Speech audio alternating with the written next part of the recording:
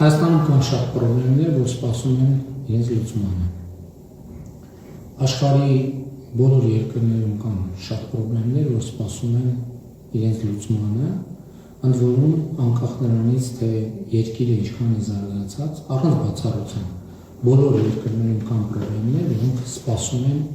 իրենց լուծմանը, ընդ որում ինչպես առիթ ունեցել եմ ասելու, ինչպես աշխարհում, այնպես էլ Հայաստանում, երբ որ դու մի խնդիր լուծում ես, այդ մի լուծված խնդրի լուծումից հետո ոչ թե խնդիրները նվազում են, այլ ավելանում են, եւ մի լուծված խնդրից հետո ստանում ես 3 խնդիր, որ պետք է լուծես, 3 խնդրի լուծումից հետո ստանում ես 9 խնդիր, որ պետք է լուծես։ Ես իմիջիայլով զգում եմ, որ այս իմ զուգահեռը միշտ չի, որ ամբողջական ընկալվում եւ ընդունվում է, ես դրա համար ուզում եմ բերել մի շատ կոնկրետ օրինակ։ Եթե որևէ մեկը չունի մեքենա, ինքը ունի մի մեքենա չունենալու պրոբլեմ,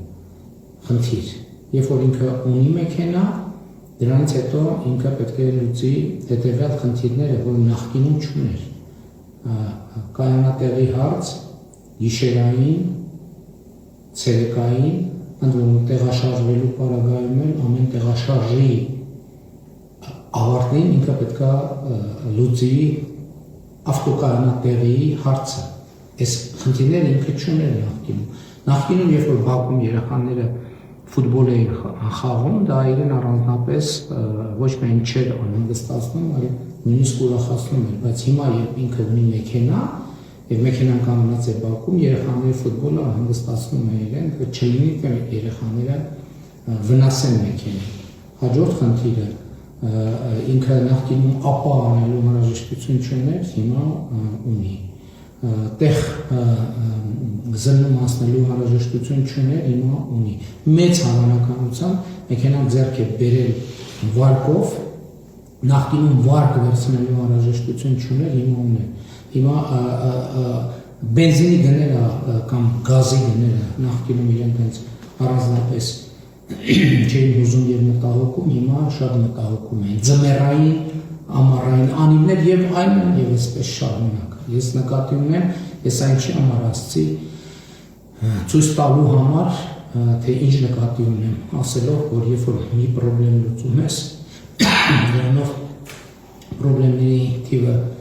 չի նվազում, այլ ավելանում է, նոր խնդիրներ են գալիս, որ պետք է լուծես։ Եվ մեր ամենօրյա կյանքում մենք ունենք այսօրվա խնդիրներ, մենք ունենք միջնաժամկետ խնդիրներ, մենք ունենք երկարաժամկետ խնդիրներ, բայց մենք ունենք նաև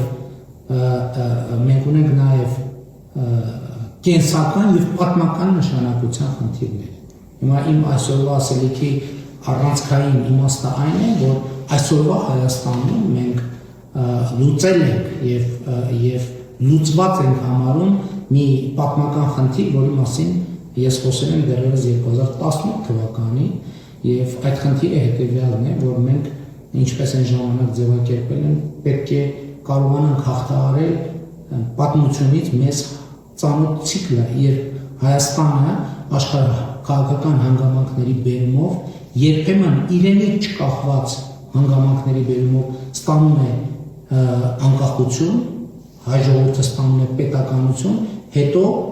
էլի աշխարհաքաղաքական հանգամանքների բերումով էլի շատ դեպքերում չկախված իր որոշումից եւ իրենից այդ